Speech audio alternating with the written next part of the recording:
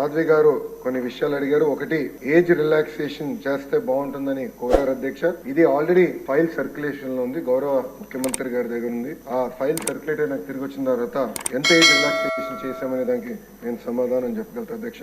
అదే విధంగా అధ్యక్ష, పల్లా శ్రీనివాస్ గారు కూడా ఎప్పటికలా ఈ డిఎస్సి ప్రక్రియ పూర్తి చేస్తానని కోరారు. కొన్ని విషయాలు లీగల్ గా వెళ్ళాము. నేను అనుకుంటాం నెక్స్ట్ అకాడమిక్ ఇయర్ ప్రారంభమైన ఒక నెల అటు ఇటుగా డిఎస్సి పూర్తి చేయాలనే లక్ష్యంగా మేమందరం పనిచేస్తున్నాం అధ్యక్ష.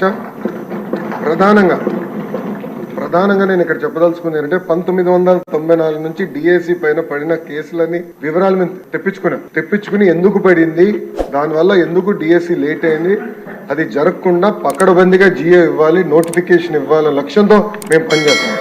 ఎందుకంటే లక్ష కళలతో మన ప్రభుత్వం పైన నిరుద్యోగ యువకులు ఆశలు పెట్టుకున్నారు. ఆశలు వృధా చేయకూడదు.